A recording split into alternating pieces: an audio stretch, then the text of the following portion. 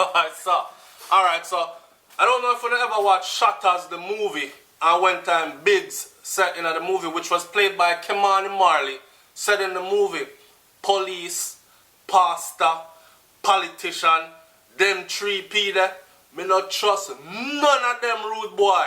Remember when them said that? When the Rasta man them said them not trust none of them police, pastor, or politician, them three P there.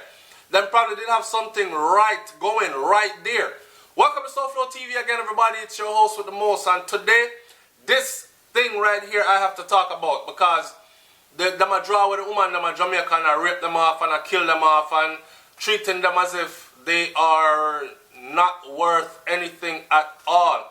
I don't know if it's because it's so many women in ratio comparison to the amount of men that the man them feel like so them can dash for a couple of the woman them and still go find more and them something there. But anyway, this article that I'm about to read, it says police and pastors are the most prevalent high-profile sexual offenders or predators, according to the CISOCA. Now, let me say something. Police, pastors, them left out politician, because the politician them a do it too.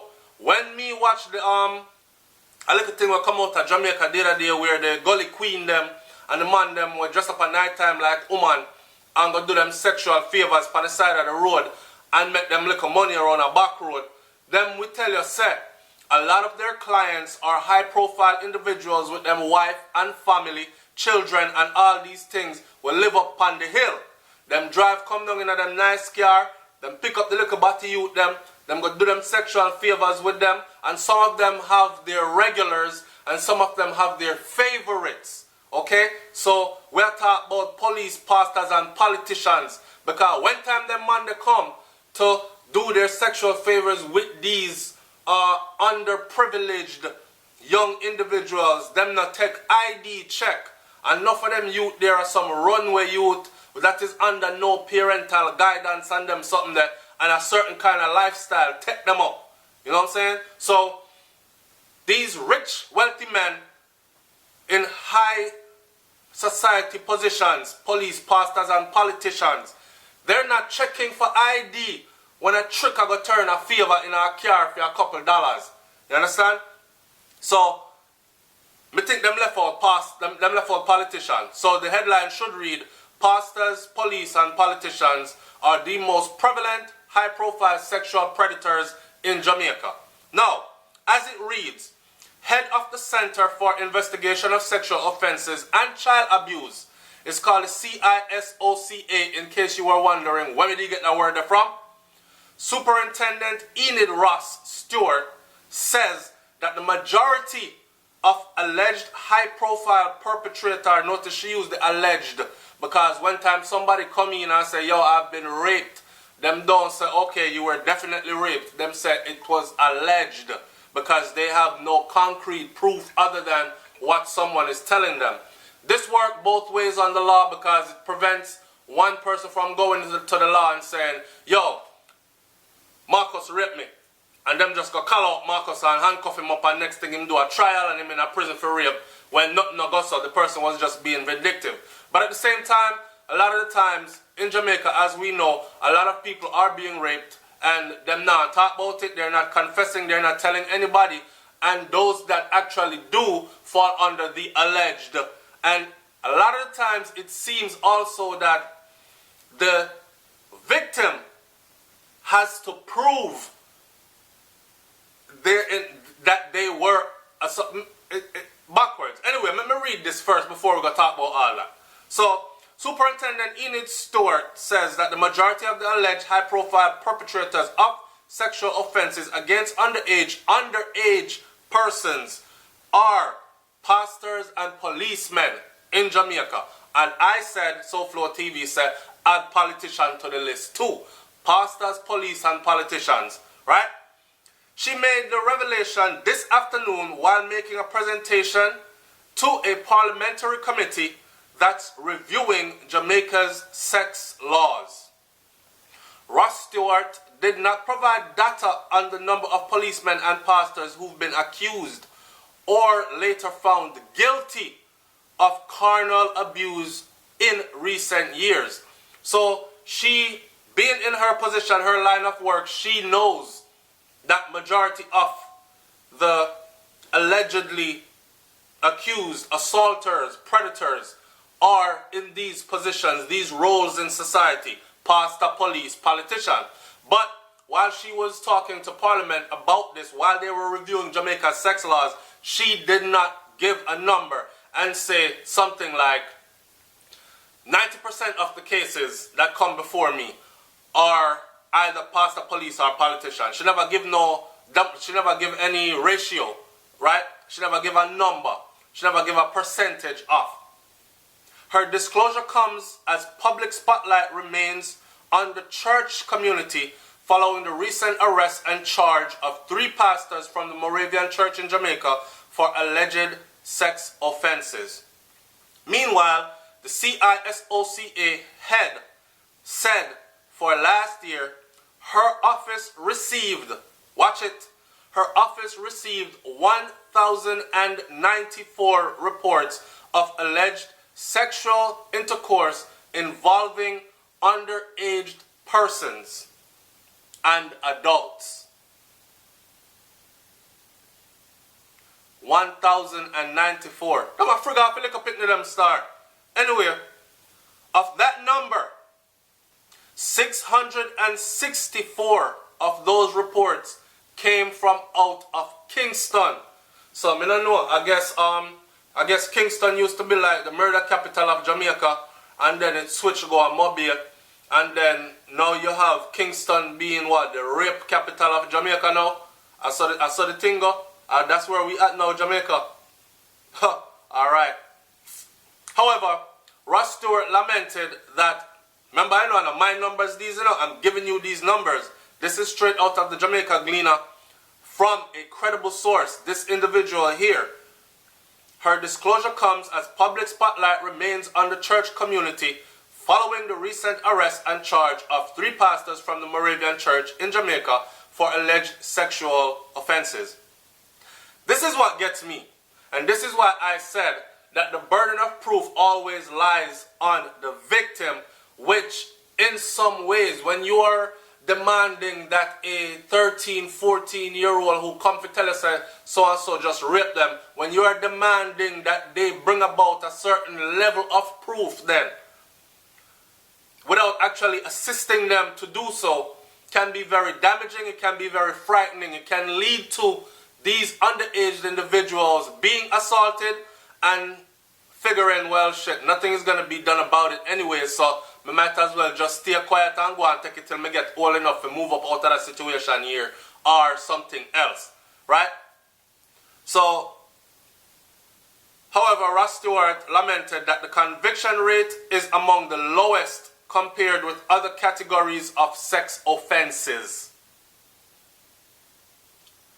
So, the conviction rate in underage sexual intercourse is very low in comparison to other sexual offenses. Say, big man rape big woman. He's more likely to go to prison for that. I don't know why. Maybe it's because the big woman can explain better. Maybe it's because the big woman knows to carry herself, go a doctor, go get a rape kit done, and these kinds of things. Whereas the little picnic frightened and them run away. And whatever the perpetrator tells the little kid, yo, if you make nobody find out and all, your mother me a killing her. And them kind of something that, whatever the tactics they use, probably scare the kid into, yo, when you're done, wash out your something, son. There's no proof left behind, and all these other kind of things. I don't know.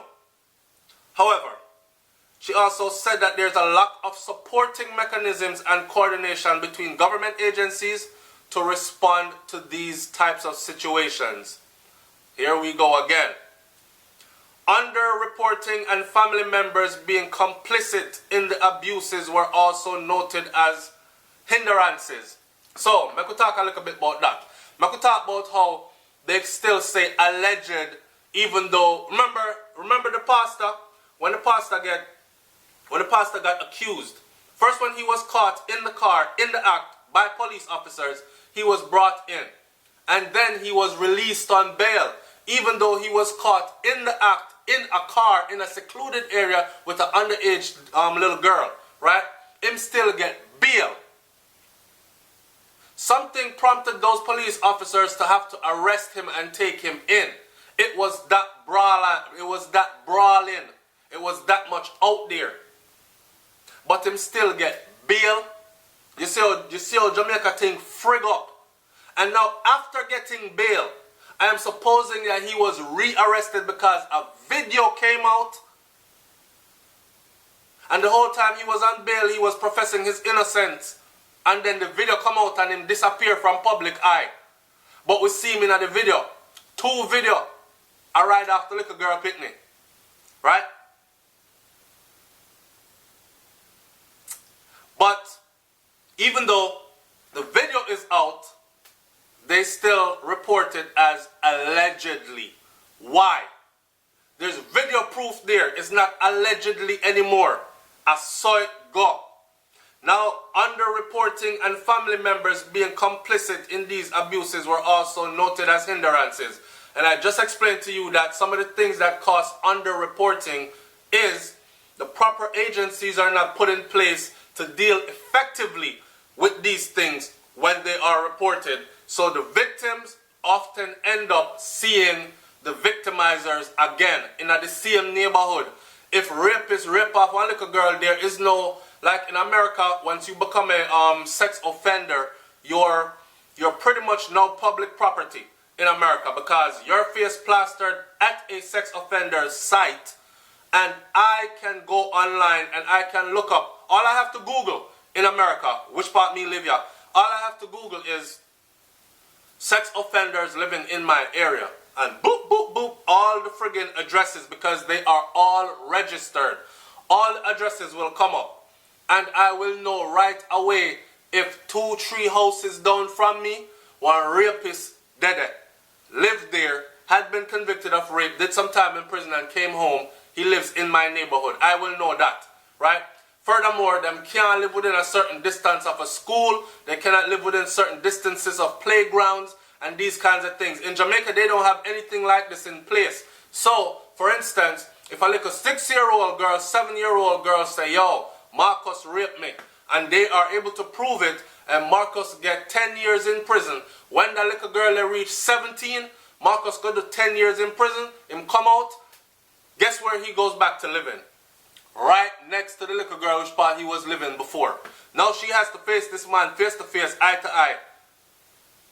So these are the things that we talk about, and these are the things that contribute to underreporting because the victim feels helpless. Now, the part about family members being complicit, we said this before in other videos on SouFLoTV. Some of the women, them sell off them little girl picnic them. Them sell off them little girl picnic them. I want to tell you that some of them are sell off them little boy picnic them too. Me I talk it. Some of them are sell off them little boys too. To some fishman will fly out and fly in regular and bring in nice things for them. Just because him can help pay the bills and school fee get paid and everything alright at the house. So yeah, family members being complicit, I can see how. Earlier, the story stated that pastors and policemen were the most prevalent sex offenders, but did not make it clear that they were the most prevalent, high-profile offenders. It's SouFLoTV, man. Like, comment, share, and subscribe. On the heel of this, I had to say this today because I watched the video where the little girl get killed, and I'm supposing that she was also sexually assaulted. And I'm seeing that them as a man a draw a girl in a cab, taxi, and a pretend say a taxi them a run. I wonder what going on with Jamaica. So the next video that we're going to do is a video talking about what's going on in Jamaica. What is causing certain things to be happening on the small, beautiful island of Jamaica. It's SouFLoTV. And like, comment, share, subscribe if you never subscribed before. We think up and running. I'm up out of here. Peace.